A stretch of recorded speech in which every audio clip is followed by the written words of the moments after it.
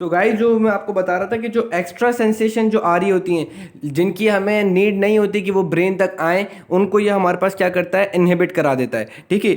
ये जो somato sensory fibre जो नीचे की तरफ डिसेंड डाउन हो रहे होते हैं वो पोस्टीरियर हॉर्न के ऊपर साइनेप्स करते हैं। साइनेप्स करने के बाद वो क्या करते हैं कि जो इनकमिंग सेंसरी फाइबर्स होते हैं ऑन द हमारे पास ये पोस्टीरियर हॉर्न के ऊपर जो जेलेटिनोजा वगैरह होते हैं या डिफरेंट जो पोस्टीरियर हॉर्न के न्यूक्लिया होते हैं उनके ऊपर जो एक्स्ट्रा सेंसरी फाइबर्स आ रहे होते हैं जिनकी नीड नहीं होती कि वो हमारे पास ब्रेन तक जाके मैसेज देंगे भाई ये भी किसी चीज़ की सेंसेशन है। लाइक कि आपने कपड़े पहने हुए हैं, अब कपड़े जो आप पहनते हो उसकी भी उसका जो इंप्रेशन होता है यानी कि उसका भी टच जो होता है वो आपकी स्किन के ऊपर होता है, तो स्किन के टैक्टाइल रिसेप्टर्स मैसेज भेज देंगे कि भाई कपड़ा टच कर रहा है। अब दिमाग इतना वेला थोड़ी कि वो बार बार टच है ना ये रिसीव करता रहेगा कि कपड़ा टच हो रहा है, कपड़ा टच हो रहा है, कपड़ा टच हो रहा है। दिमाग के पास और भी बहुत सारे काम हैं, तो वो क्या करेगा, वो हमारे पास इस सोमेटो सेंसरी एरिया से डिसेंडिंग फाइबर्स नीचे भिजवाएगा। और ये जो टच की सेंसेशन हमारे पास आ रही थी किस पे, क्रूड टच है, क्रूड टच हमारे पास आ रहा है जेलेटिनोजा के ऊपर,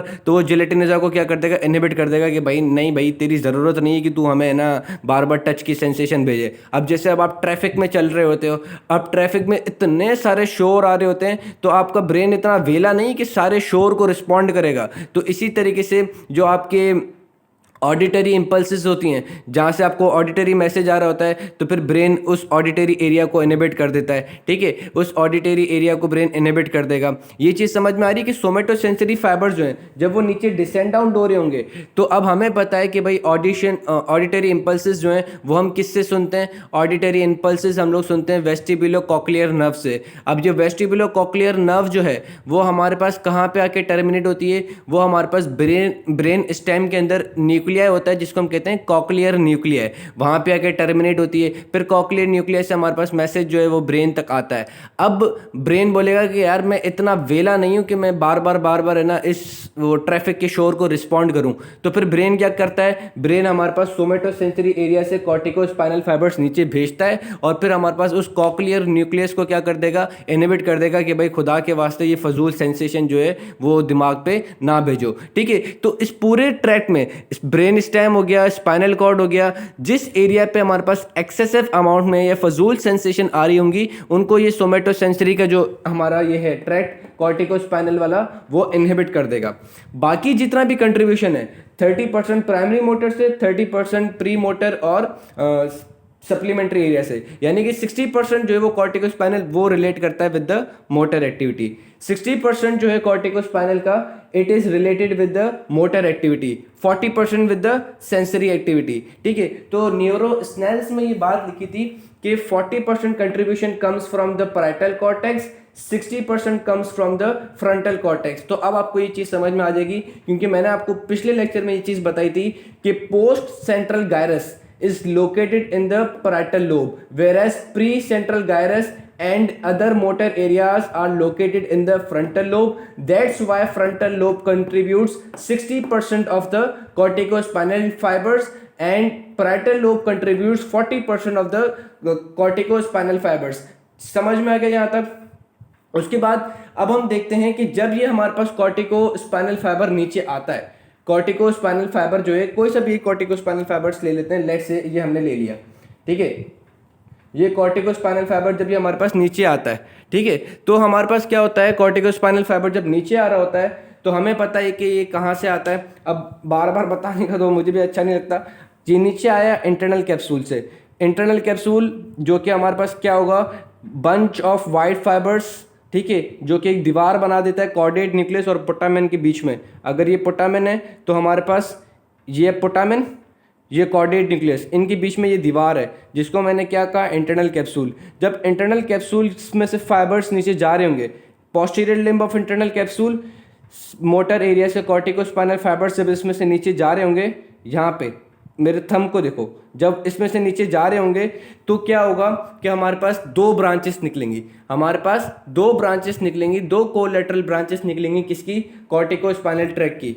एक जब जैसे ये ऊपर से नीचे आ रहा है at the level of internal capsule, एक इस तरफ ब्रांच निकलेगी एंड एक at its origin, one branch will arise from its origin other will arise at the level of internal capsule. तो जो ब्रांच इसके ओरिजिन से अराइज होगी वो क्या करेगी, वो here by different motor areas को इनहिबिट कर देगी कि वो फजूल एक्स्ट्रा एडिशनल मोटर फाइबर्स नीचे ना भेजें, ताकि जो मोटर फाइबर भेज रहा है बंदा, let suppose primary motor area अपने फाइबर्स भेज रहा है एक एक्शन परफॉर्म करवाने के लिए, तो वो इनहिबिट कर देगा किसको, सप्लीमेंट्री उसको एडिशनल मसल्स को।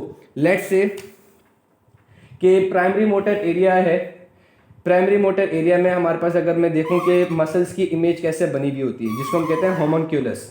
होमोन्क्यूलस कहते हैं कि मसल, बॉडी के मसल्स की इमेज ब्रेन में किस तरीके से बनी हुई होती है, तो वो इन्वर्टेड होती है। अब लेट से आपका हाथ पाँव जो होगा, लेग सबसे ज़्यादा ऊपर होगा, फिर बीच में ट्रंक, फिर माउथ, ठीक है, head and neck and mouth बिल्कुल आखिर में होता है, और लेग और ट्रंक और अपर लिम्ब वो सबसे ऊपर होता है। तो जब मैसेज नीचे आ रहा होगा कहाँ से, प्राइमरी मोटर एरिया से, तो प्राइमरी मोटर एरिया का कॉर्टिकोस्पाइनल वाला फाइबर वो इनहिबिट कर देगा इसके अंदर डिफरेंट जो मसल्स हैं उनको। लाइक कि अगर आप मूवमेंट परफॉर्म करवाना चाह रहे हो लिम्ब के मसल की, लेग के मसल्स की मूवमेंट करवाना चाह रहे हो, ठीक है, तो ये इनहिबिट कर देगा कि यार बाकी जो डिफरेंट एरिया के जो मसल्स हैं, लेट सपोज के लेग के पोस्टीरियर मसल्स जो हैं ग्लूटस वगैरह की, उनकी एक्सेसिव कॉन्ट्रैक्शन ना हो जाए, या फिर हमारे पास जो अगर लेग का ये मसल है, एक मसल है, ठीक है, उस पर आप चाहते हो कि मुझे प्रीसाइज एक्शन करवाना है कि जितने मैं फाइबर्स भेजूँ बस उतने ही फाइबर्स इसके ऊपर एक्शन करें, एडिशनल फाइबर्स ना आ जाएं। जैसे कि आप चाह रहे हो कि फाइबर्स में भेजूं 1 2 3 4, 4 फाइबर्स से मेरे को पता है कि काम हो जाएगा, तो आप क्या करोगे, ये जो एडिशनल 3 फाइबर्स आ रहे होंगे इनको क्या करवाओगे, इनहिबिट कराओगे। चीज़ समझ में आ रही है कि एडिशनल फाइबर्स को आप इनहिबिट करा दोगे ताकि जो प्रीसाइज फाइबर जो है, जो कि 4 फाइबर से जो काम होने का है वो हो सके। एडिशनल फाइबर से काम बिगड़ सकता था, तो आप एडिशनल फाइबर्स को क्या करते हो, इनहिबिट करा देते हो, ठीक है।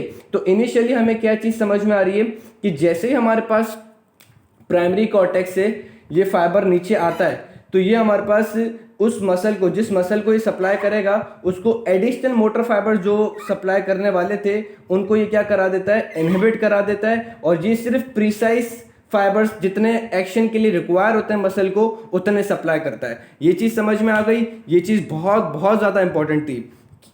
वापस रिपीट करते हैं कि प्राइमरी मोटर एरिया जब वो फाइबर देगा कॉर्टिकोस्पाइनल फाइबर, तो जितने फाइबर्स रिक्वायर होंगे मसल को वो सिर्फ उतने ही सप्लाई करेगा।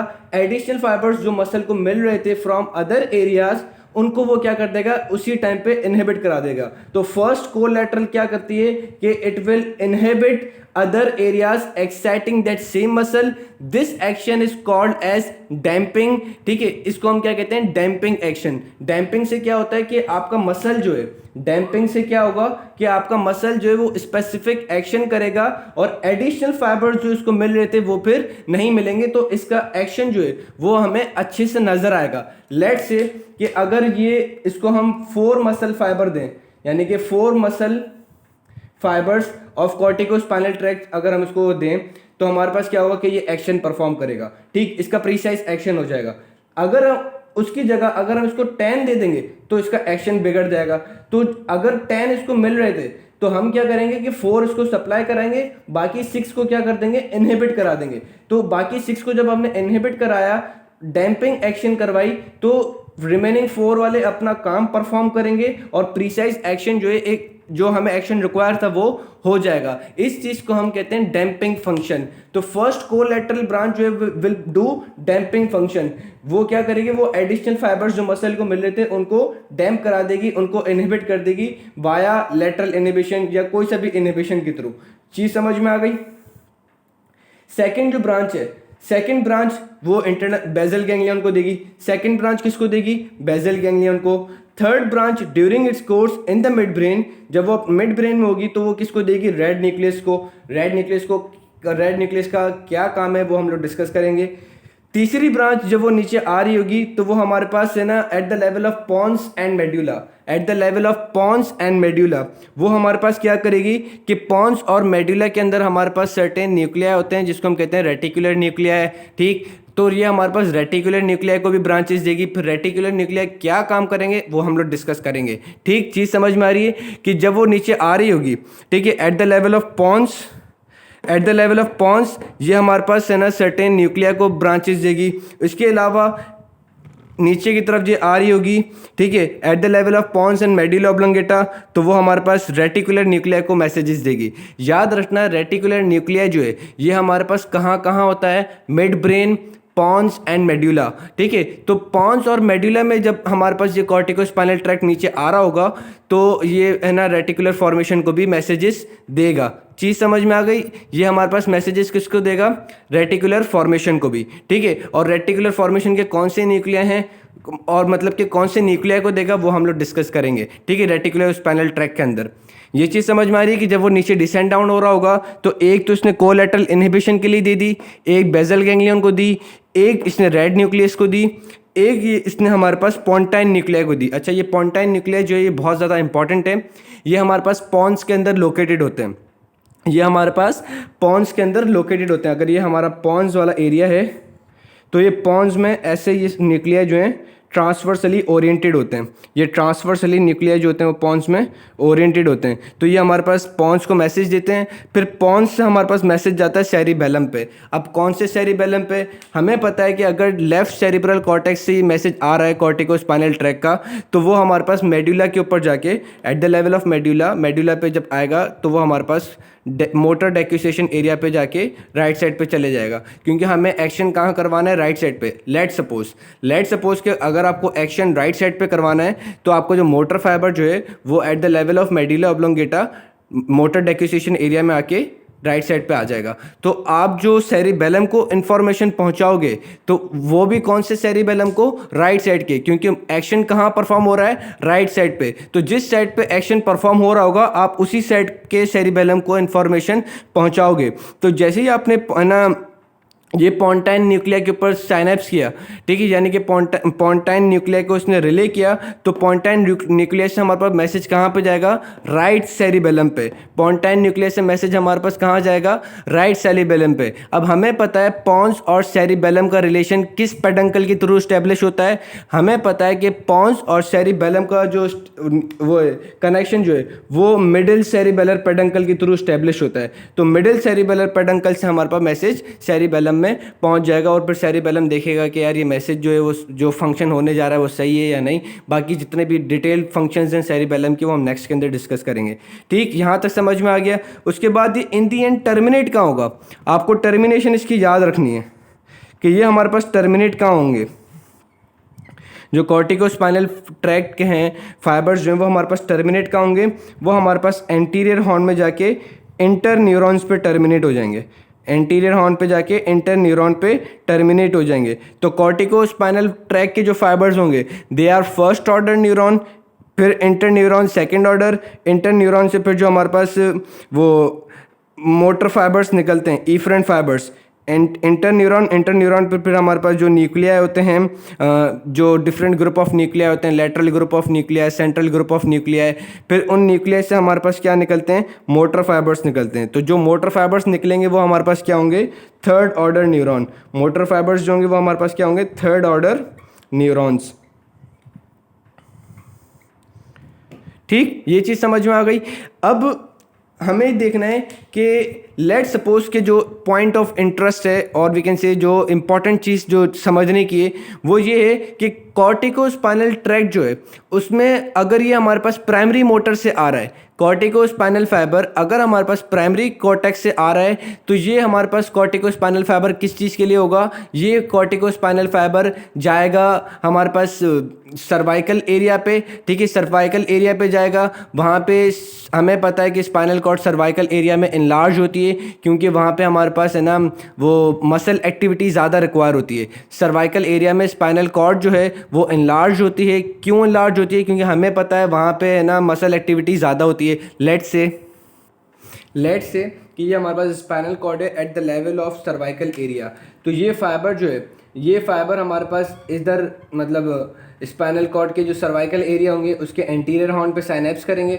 अब एंटीरियर हॉर्न जो होंगे वो हमारे पास थोड़े से ज़्यादा होंगे, वी कैन से सर्वाइकल जो स्पाइनल कॉर्ड है, सर्वाइकल स्पाइनल कॉर्ड, वो हमारे पास सर्वाइकल वाले रीजन पे क्या होगी, थोड़ी सी ज़्यादा होगी, क्योंकि उसके अंदर ग्रे मैटर क्या होता है, थोड़ा सा ज़्यादा होता है। तो यही आप मार्कर की एग्जांपल ले लो कि देखो ये पूरी एक स्पाइनल कॉर्ड है, लेट सपोज कि क्या पूरी एक स्पाइनल कॉर्ड है। तो आप देख सकते हो कि जो टर्मिनल एरिया है, टर्मिनल एरिया जो है वो आपको थोड़ा सा ज़्यादा डायलेटेड दिख रहा है, ठीक है। टर्मिनल एरिया क्या है, थोड़ा सा ज़्यादा डायलेटेड है, क्योंकि इसमें जो आपका ढक्कन का साइज जो है वो क्या है, थोड़ा सा बढ़ा हुआ है। इसी तरीके से स्पाइनल कॉर्ड जो है at the level of cervical area वो थोड़ी सी इनलार्ज होती है, फूली भी होती है। क्यों फूली भी होती है, क्योंकि उसमें जो ग्रे मैटर होता है वो थोड़ा सा ज़्यादा होता है। क्यों ज़्यादा होता है, क्योंकि वो सारा का सारा ग्रे मैटर जो है वो डिस्क्रीट एक्टिविटी के लिए यूज़ होता है। डिस्क्रीट एक्टिविटी से मतलब फाइन कंट्रोल के लिए, फिंगर्स की फाइन कंट्रोल के लिए। और मैंने आपको इनिशियल लेक्चर्स में भी बताया था कि जितनी ज़्यादा फाइन मूवमेंट रिक्वायर होगी उतना ज़्यादा हमारे पास है ना स्पाइनल कॉर्ड का ग्रे मैटर ज़्यादा होगा।